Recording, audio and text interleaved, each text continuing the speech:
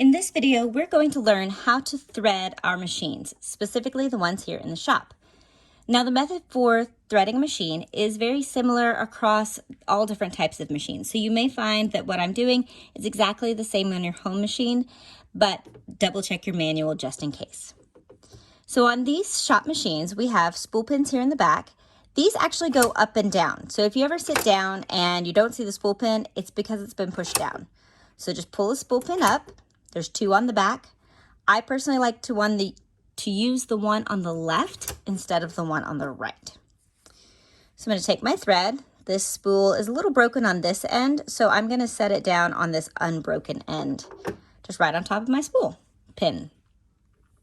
And if you'll notice on the sewing machine, there are also little markings up here, here, and here with directional arrows and numbers. This is how you thread your machine. You just follow those numbers and arrows and you'll thread your machine. So before we start threading, it's always good practice to do this with your machine off so that you don't accidentally hit the presser foot, the foot pedal, and make your machine run while you're in the process of this. You don't want any of these parts moving.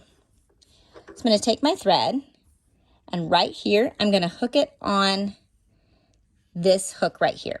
Just going to go underneath. Then I'm going to go down. And right here, there's an arrow that says number 2, and it's a U. So I'm going to make a U-turn, go under and up. Now, right here is the take-up lever, right? You can't see it because of the way the machine is at the moment. So I'm going to turn my hand wheel until that take-up lever appears. So here it is. I'm going to turn this sideways a little bit so you can see better. So there's the take-up lever. It's got a little opening in the side. And we want to hook around this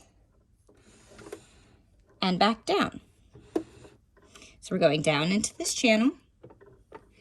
We're going to hook around this bar and around the thread guide down here. Now in a moment, I'll show you how we thread the needle and everything, but I want to show you this part one more time, okay? Because it's really, really simple, but is a little daunting the first time you see it, okay? So the thread is on the spool pin. We're going to go across to this hook on the right side. We're going to go down the channel on the right, under, and back up.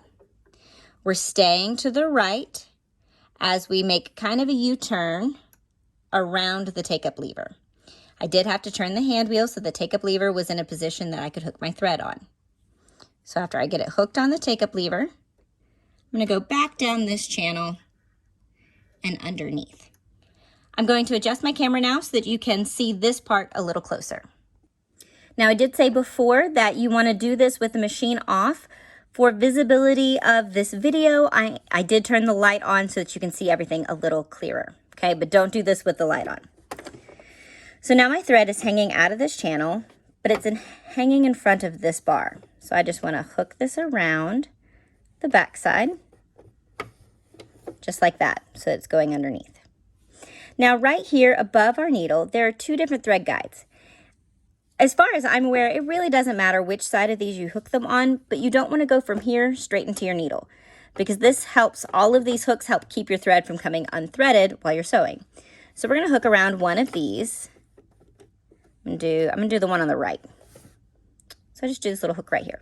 Okay, get in here a little closer and turn sideways so you can see the needle. So from this thread hook, we're just going to thread our needle. And just like when we're threading a hand sewing needle, we want to have just a short section of thread because we have more control over it. And you go through the eye of the needle.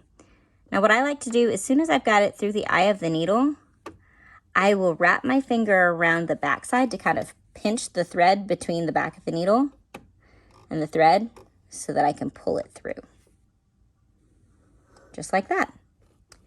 Now we want to pull this forward and under the presser foot because there's a little notch right here in the presser foot that we want to go underneath.